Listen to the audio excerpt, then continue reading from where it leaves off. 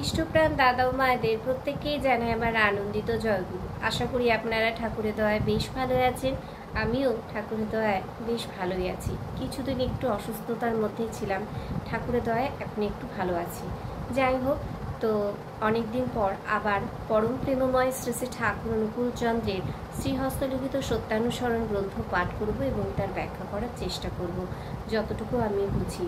ভিডিওটা স্কিপ না করে অবশ্যই একটু আপনারা শুনবেন, আর যদি ভালো লেগে থাকে তাহলে সবার কাছে পৌঁছে দেওয়ার চেষ্টা করবেন।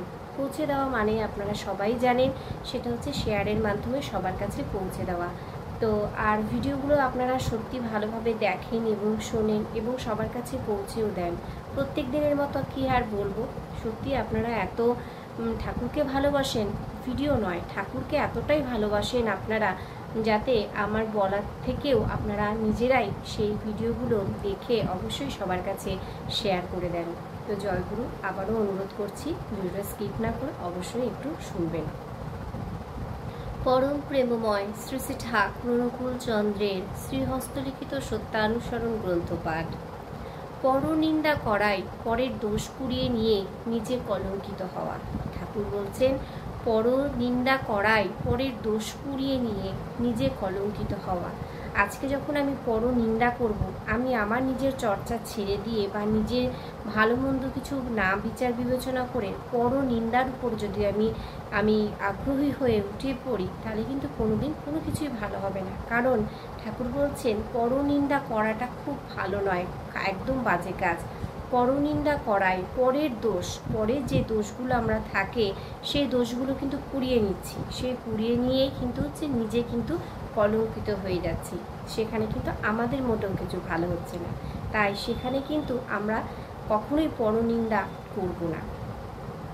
আর পরে সুখ্যাতি করা অভ্যাসে নিজের স্বভাব অজ্ঞাতসারে ভালো হয়ে পড়ে।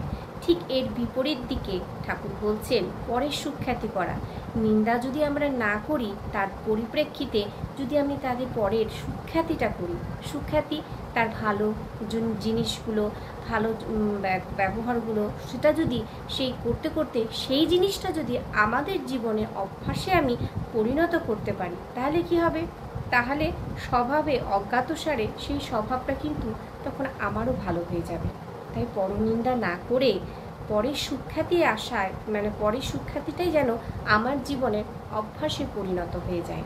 আর অভ্যাসে পরিণত হলেই কিন্তু অবশ্যই সেই জিনিসটা একদম ভালো হয়ে যাবে। তাই আমাদের উচিত পরনিন্দা না করে পরের সুখ্যাতি করে নিজে সুন্দরভাবে অজ্ঞাতসারে আমরা বুঝতেই পারবো না যে আমরা কতটা ভালো হয়ে পড়বো। জয়গুরু। খুব অল্প একটুখানি পড়লাম এবং একটুখানি ভিডিও অল্প একটু পড়ে একটু ব্যাখ্যা করার চেষ্টা করলাম যতটুকু আমি বুঝি। তো অবশ্যই কমেন্টস করে জানাবেন আমি যে কথাগুলো ব্যাখ্যাটা করলাম সেটা সঠিক হলো কিনা। দেখা হচ্ছে পরবর্তী ভিডিও। জয়গুরু।